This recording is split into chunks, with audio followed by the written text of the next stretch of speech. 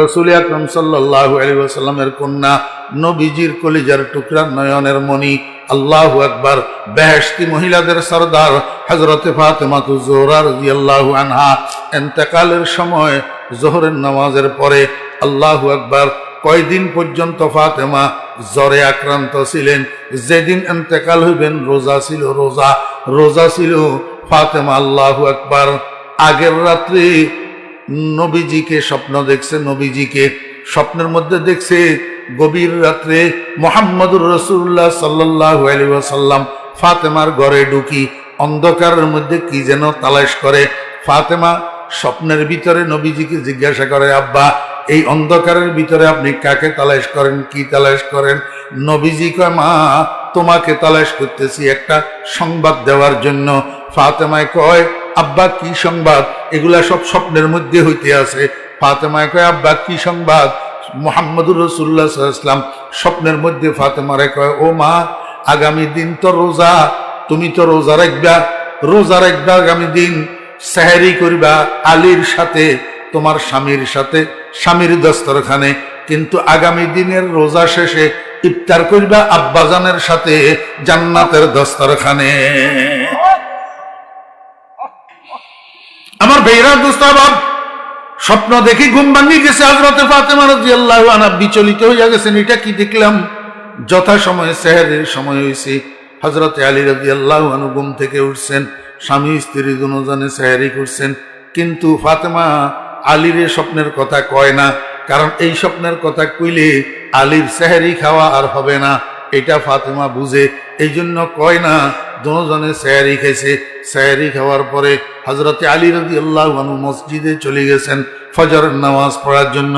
ফাতেমা রাদিয়াল্লাহু আনহা ঘরের কোনায় যায় নামাজ বিছাইয়া ফজরের নামাজ পড়ছেন। ফজরের নামাজ পড়ি নামাজের মুসল্লা থেকে উঠি রান্নাঘরে ঢুকছেন। রান্নাঘরে যাই একসাথে কয়েকটা কাম শুরু করছে।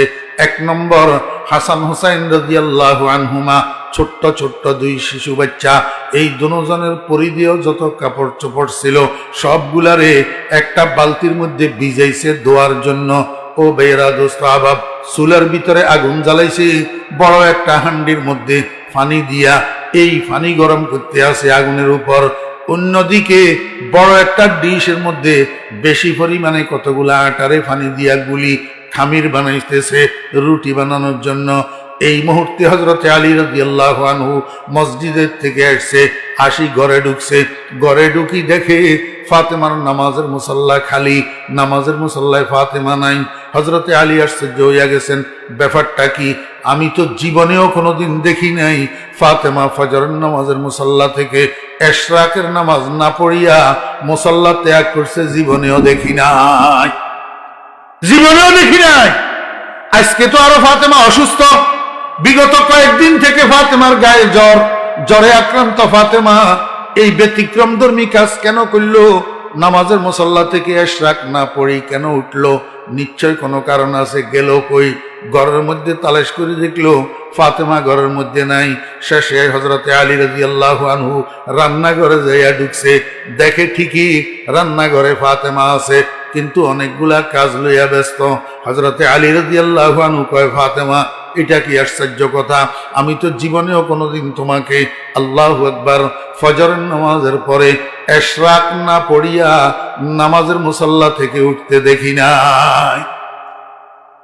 এই যুগে বলা বাহুল্য আমার ভাইরা, দোস্ত আবাব, আল্লাহু আকবার, গোটা সেনবাগ উপজেলা তালাশ করলে কয়জন মহিলা পাওয়া যাবে যে ইশরাকের নামাজ চিনে, ইশরাকের নামাজ বুঝে, ইশরাকের নামাজ পড়ে? কয়জন মহিলা পাওয়া যাবে? সর্বসাধারণের গুলা বাদ দিলাম, আলেম ওলামার বউরাও তো শতকরা কয়জন পাওয়া যাবে ইশরাকের নামাজ পড়ে? হযরতে আলী রাদিয়াল্লাহু আনহু কয়, ফাতেমা, জীবনেও তো কোনোদিন তোমাকে ইশরাক না পড়ি নামাজের মুসল্লা ত্যাগ করতে দেখি নাই।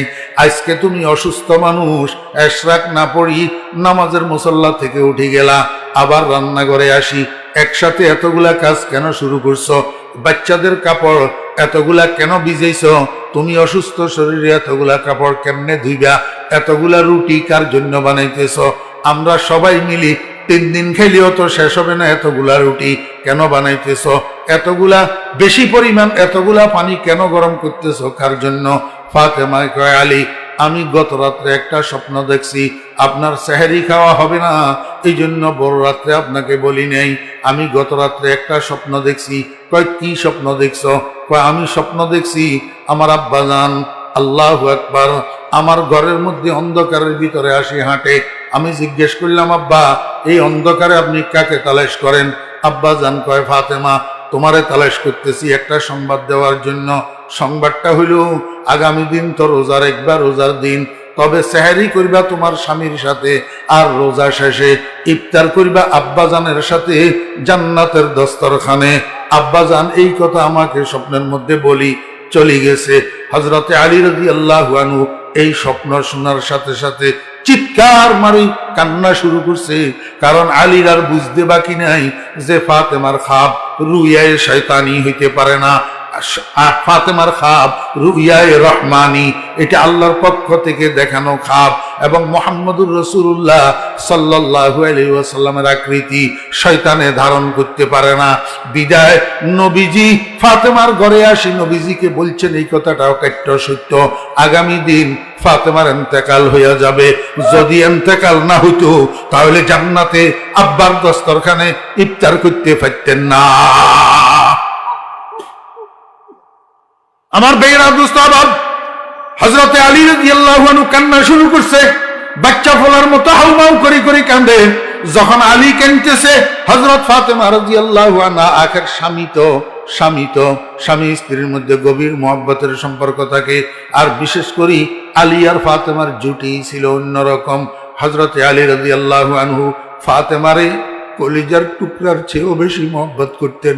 তার প্রমাণ, ফাতেমা যখন মারা গেছে দাফনের পরে হযরত আলী রাদিয়াল্লাহু আনহু ফাতেমার কবরের কাছে ম্যাক্সিমাম টাইম ফাতেমার কবরের কাছে যাইয়া বসে থাকতেন, আর ছন্দ আবৃত্তি করি করি কাঁদতেন, হাবিবুন গাবা আন আইনি ওয়া জিসমি, হাবিবুন গাবা আন আইনি ওয়া জিসমি ওয়া আন কলবি হাবিবি লা ইয়াগিবু, হাবিবুন লাইসা ইয়াদিলুহু হাবিবুন ওয়া মা লিসাওয়াহু ফি কলবি নসিবু। ও বন্ধু, তুমি আমার থেকে অদৃশ্য হইয়া গেলা, ঠিক তুমি আমার শরীরের থেকে চোখের থেকে আড়াল হইছো এই কথা ঠিক, কিন্তু আমার দিলের থেকে আড়াল হইতে পারো নাই। আমি তো 1 সেকেন্ডের জন্য তোমাকে বলিয়া থাকতে পারি না। হাবিবুন গাবা আন আইনি ওয়া জিসমি ওয়া আন কলবি হাবিবি লা ইয়াগিবু, হাবিবুন লাইসা ইয়াদিলুহু হাবিবুন ওয়া মা লিসাওয়াহু ফি কলবি নসিবু। আমার বেয়েরা দোস্ত, স্বামীকে হাউমাউ করি কাঁদতে দেখি, এখন ফাতেমাও আর বরদাস্ত করতে পারে নাই, এবার ফাতেমাও শুরু করছে কান্না। স্বামী স্ত্রী দুজন কান্দে। ঠিক এই অবস্থায় বাহিরে খেলাধুলারত ছিলেন হযরতে হাসান হুসাইন রাদিয়াল্লাহু আনহুমা, 2 শিশু ভাই। এই টাইমের মধ্যে খেলতে খেলতে আসি ঘরে ঢুকছে। ঘরে ঢুকি দেখে আব্বা আম্মা দুজন কান্দে, বাচ্চা দুজন অবাক, ব্যাপারটা কি? কিচ্ছু তো বুঝি না, কিচ্ছু তো জানি না। আব্বা আম্মা দুজন কান্দে, একবার আব্বার কাছে যায়, আরেকবার মায়ের কাছে যায়। আব্বু কান্দ কেন? আব্বু কোনো কথা কয় না। আম্মু কান্দ কেন? মাও কোনো কথা কয় না। বাচ্চারা দুজন যখন বেশি বিরক্ত করতেছে, হযরত ফাতেমা রাদিয়াল্লাহু আনহা কয়, আব্বা তোমরা দুজন এই টাইমে নানাজির কাছে চলে যাও, আমাদেরকে বিরক্ত করিও না। নানাজির জন্য পাগল নাতি দুজন, নানার নাম শুনলে আর ঘরে থাকে না, এক দৌড়ে যাইয়া রওজায়ে আকদাসের উপরে উঠি বসি যায়। আমার বেয়েরা দোস্ত, রওজায়ে আতহারের আল্লাহর হাবিবের কবরের উপরে উঠি, নাতিরা দুজন বসি যায়। এটা নাতিদের জন্য বিস্তর কিছু না, এটা তো নবীজির কবরে না। নবীজি জিন্দা থাকা অবস্থায়, আরে নামাজ পড়া অবস্থায় হাসান এক কান্দে হুসাইন এক কান্দে উঠি বসে থাকতো। আমার বেয়েরা দোস্ত, এক দৌড় দিয়া বাইজনজন যাইয়া নবীজির কবরের উপরে উঠি বসে গেছে। নবীজি ভিতরের থেকে কথা কয়, নাতিরা শুনে আর উত্তর দে। নাতিরা উপরের থেকে কথা কয়, নবীজি ভিতরের থেকে উত্তর দে। মিয়ানে আশেক ও মাশুক চে রমজিস, মিয়ানে আশেক ও মাশুক চে রমজিস, কেরামান কাতিবিরা হাম খবর নিস। রওজায়ে আকদাসের পাশে দাঁড়াইয়া জিয়ারত করতেছে শত শত উম্মত।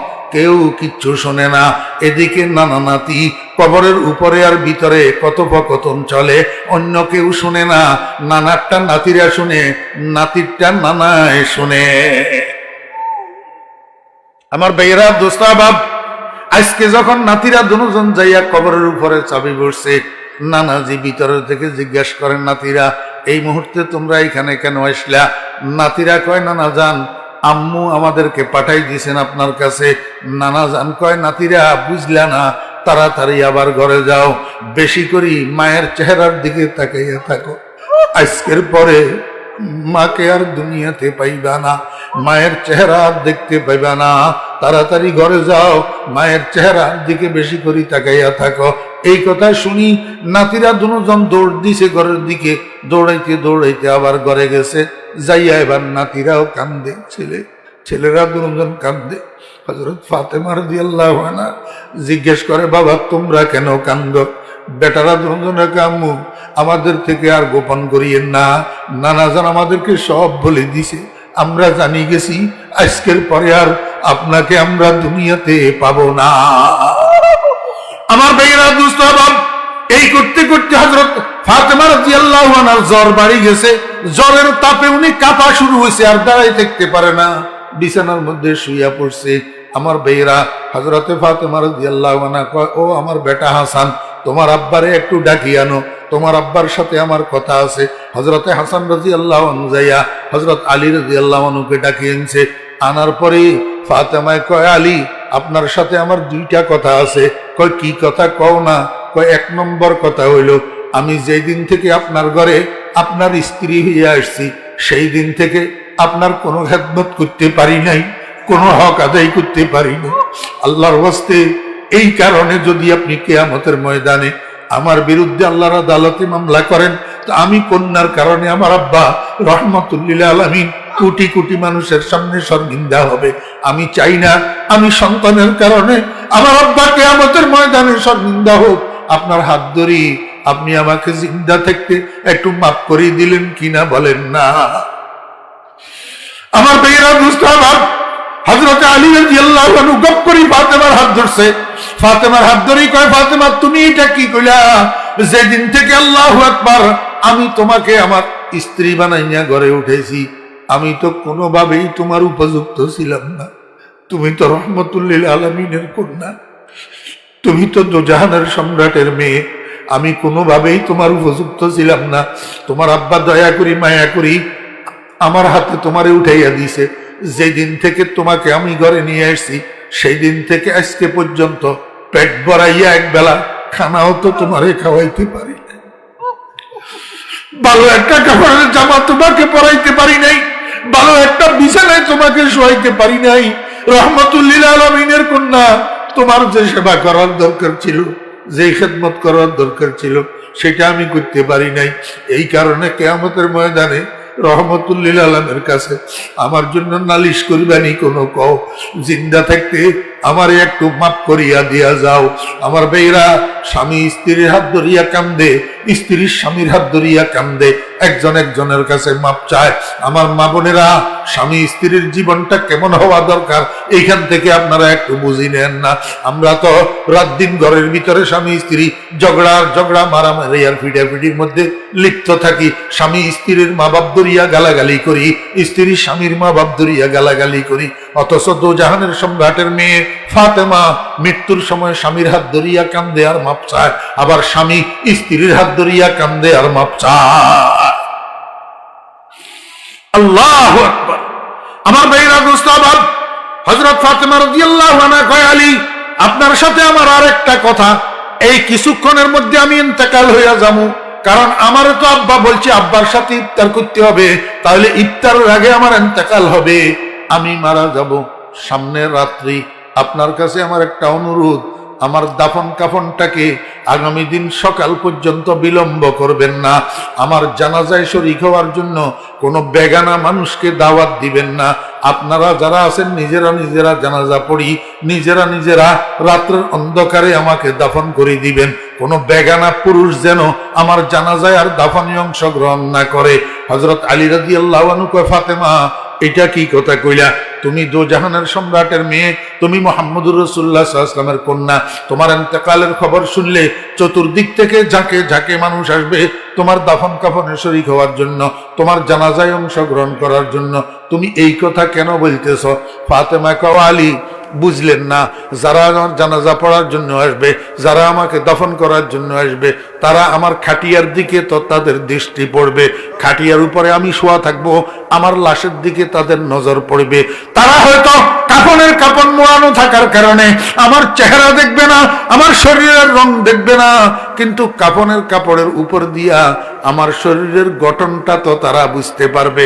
মুহাম্মদুর রাসূলুল্লাহ সাল্লাল্লাহু আলাইহি ওয়াসাল্লামের কন্যা ফাতেমা কতটুকু লম্বা ছিল, কিরকম হালকা ছিল, কিরকম মোটা ছিল, এইটুকু তো তারা বুঝতে পারবে। আমার শরীরের উপরে এতটুকু দৃষ্টি পড়া আর এতটুকু খেয়াল করা, এইটাকেও আমি পর্দার লঙ্ঘন মনে করি। ওরে ময়দানে হাসরে আল্লাহ পাক যদি আমাকে জিজ্ঞেস করে, ও ফাতেমা, তুমি মুহাম্মদুর রাসূলুল্লাহ সাল্লাল্লাহু আলাইহি ওয়াসাল্লামের কন্যা হইয়া এতটুকু পর্দা লঙ্ঘন কেন কইলা? আমি আল্লাহর কাছে কি জবাব দিব? এই জন্য আমি চাই আমার মরার পরে আমার লাশের উপরে, আমার কাফনের কাপড়ের উপর দিয়াও বেগানা কোনো পুরুষের নজর যেন না পড়ে। আমার মা বোনেরা, যেই মহিলাটা দুনিয়াতে ঠিক থাকতে জান্নাতের সার্টিফিকেট প্রাপ্ত, যেই মহিলাটাকে নবীজি বলছেন জান্নাতি মহিলাদের সর্দার, যেই মহিলাটা হাসান হুসাইনের মা, যেই মহিলাটা হযরতে আলী রাদিয়াল্লাহু আনহুর স্ত্রী, এমন মহিলা যদি পর্দার ব্যাপারে এত সোচ্চার, এত সচেতন হইতে পারে, আমরা বর্তমান 1400 বছর পরের মহিলা আমরা কি পর্দা করতেছি? আল্লাহু আকবার।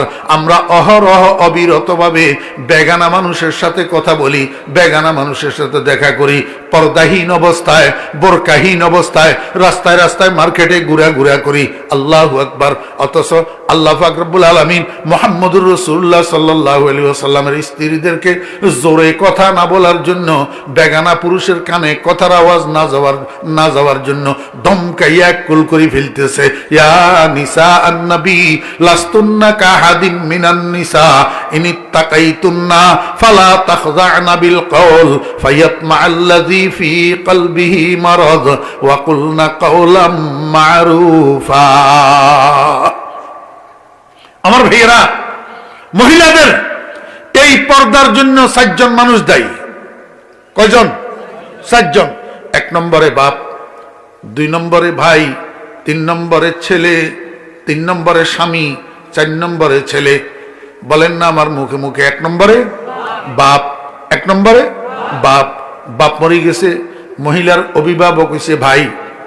3 নম্বরে স্বামী, 4 নম্বরে স্বামী মরে গেছে, মহিলার অভিভাবক হইল ছেলে। আমার ভাইরা, দোস্ত আবাব, একজন মহিলা কেন পর্দা করে না? একজন মহিলা কেন পর্দা বুঝে না? একজন মহিলা কেন পর্দা শিখলো না? এটার জন্য প্রথমত বাপ দায়ী। বাপের হাতের উপর আল্লাহু আকবার। একটা মেয়ে 10 বছর জীবন পার করার পরে আস্তে আস্তে যৌবনে পদার্পণ করছে, আস্তে আস্তে শরীর বেড়ছে। এই সময়ের মধ্যে বাপে তারে পর্দা শিখায় নাই, এই সময়ের মধ্যে বাপে তারে বোরকা চিনায় নাই, এই সময়ের মধ্যে এগানা বেগানা বাপে তারে বুঝাই নাই। এই কারণে মেয়েটা পর্দাহীন হইছে। যখন বাপের বাড়ির থেকে আল্লাহু আকবার বাপ মারা গেছে, এবার বড় ভাই হইছে গার্জিয়ান। বড় ভাইও তারে পর্দার কথা বলে নাই, বড় ভাইও তারে বোরকার কথা বলে নাই, বড় ভাইও তারে এগানা বেগানা চিনাই নাই। এবার কিছুদিন পরে বিয়ে হইছে, স্বামী হইছে তার অভিভাবক, স্বামীও তারে পর্দার কথা বলে নাই, স্বামীও তারে বোরকা চিনাই নাই, স্বামীও তারে রাস্তায় উলঙ্গ ঘুরা যাবে না এই কথা বলে নাই। কিছুদিন পরে স্বামী মারা গেছে, এবার মার দায়িত্ব গেছে ছেলের কাঁধের উপর। ছেলে হইছে সংসারের কর্তা, এই ছেলেও কোনোদিন মারে পর্দার কথা বলে নাই। আল্লাহর হাবিব জনাবে মুহাম্মদুর রাসূলুল্লাহ সাল্লাল্লাহু আলাইহি ওয়াসাল্লাম এই পর্দাহীন মহিলারা কিয়ামতের ময়দানে আল্লাহ পাকের আদালতে যখন দোষী সাব্যস্ত হবে, আল্লাহ পাক যখন জিজ্ঞেস করবে, ও মহিলা, পর্দা কেন করলি না? পর্দা কেন করলি না? পর্দার হুকুম কেন মানলি না? পর্দা করা তো ফরজ ছিল, ফরজে কিফায়া না, ফরজে আইন, ফরজে আইন, ফরজে আইন। পর্দা করা ফরজে আইন, এই ফরজে আইন কেন মানলি না? তখন এই মহিলা 7 জনের বিরুদ্ধে মামলা দায়ের করবে। রব্বুল আলামিন 1 নম্বরে তো বাপে পর্দা চিনাই নাই, 2 নম্বরে ভাইয়ে পর্দা চিনাই নাই, 3 নম্বরে স্বামীও পর্দা চিনাই নাই, 4 নম্বরে পেটের সন্তানেও পর্দা চিনাই নাই। আয় আল্লাহ, এখন যদি আমাকে শাস্তি দিতে হয় তাহলে এই 7 জনের আগে শাস্তি দাও।